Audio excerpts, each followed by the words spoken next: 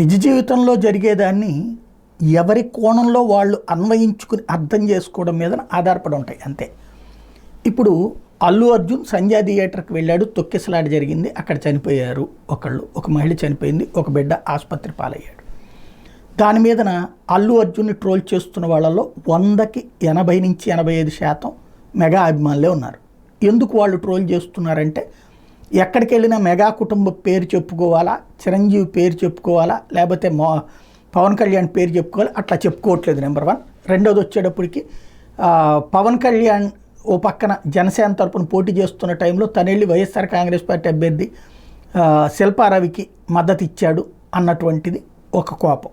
ఈ 2 కోపాలతో ఆగ్రహంతో రగులుతా వాళ్ళు అతన్ని క్యారెక్టర్ అసాసినేషన్ చేస్తున్నారు. అందులో అతని ఫేస్ గురించి, అతని నటన గురించి, పుష్ప గురించి విపరీతమైన నెగిటివ్ క్యాంపెయిన్ కూడా చేశారు. అయితే అది ఒకందుకు లాభించి అతనికి 1700 కోట్ల రూపాయలు దాటింది.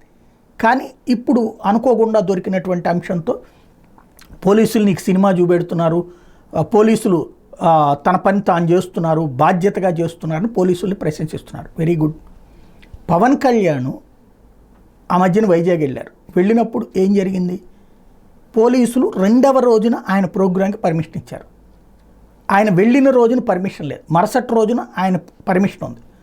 వెళ్ళిన రోజున పర్మిషన్ లేకపోయినా ఇప్పుడు ఎట్లయితే అల్లు అర్జున్ సినిమా థియేటర్ దగ్గరకు వచ్చేస్తున్నాడు, మీరు అందరు రండి అని చెప్పి సోషల్ మీడియాలో క్యాంపెయిన్ చేసి పిలిపించారు, దాని ఇంపాక్ట్ అంత పెద్ద ఎత్తున గ్యాదర్ అవ్వడం. లేకపోతే మామూలుగా ఆయన వెళ్ళేవాడు, సినిమా చూసేవాడు, వచ్చేసేవాడు.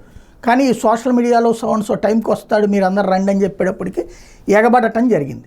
పోలీసులు అసలు ఆ విషయంలో ఆ రూట్లో ఇంకా ఆలోచించట్లేదు, ఎవరు పెట్టారు ఆ మెసేజ్లు ఏంటి అన్నటువంటిది. అది పక్కన పెడితే ఇక్కడ ఏం జరిగింది, అట్లాగే పవన్ కళ్యాణ్ వస్తున్నాడని సోషల్ మీడియాలో పోస్టులు పెట్టారు.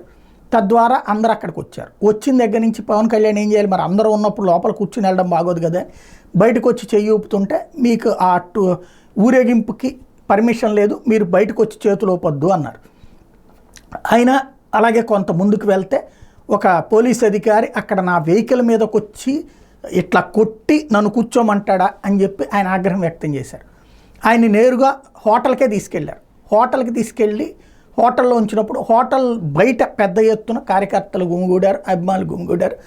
ఆయన హోటల్లో నుంచి బయట కిటికీలో నుంచి ఇట్లా చెయ్యి ఊపుతూ ఉండటం, దానికి అట్లా ఊపడానికి వీల్లేదని చెప్పారు అన్నటువంటిది. దాని మీదన ఆగ్రహం వ్యక్తమైంది. ఏంటి పోలీసులు ఇట్లాగా అహంకారం ప్రదర్శిస్తారా అన్నది.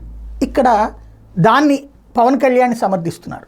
ఇక్కడ వచ్చేటప్పటికి అల్లు అర్జున్కి మామూలుగా సినిమాకి వెళ్ళడం అనేది జరిగింది. అక్కడ కొద్ది దూరం ముందు జనమంతా ట్రాఫిక్ జామ్ అయిపోయిందంటే బయటకు వచ్చి చెయ్యి ఊపడం జరిగింది. అది పర్మిషన్ లేదని అతనికి తెలియదు. ఇదంతా జరిగింది. పోలీసులు ఇక్కడ అతన్ని పిలిచి ప్రశ్నిస్తున్నా, పోలీసులు కేసుకు సంబంధించి మాట్లాడుతున్నా ఇందులో తప్పేం లేదని, ఇందులో తప్పేం లేదు, పైగా అల్లు అర్జున్దే తప్పు అంటున్నారు. ఇక్కడ పోలీసులు తప్పు అంటున్నారు.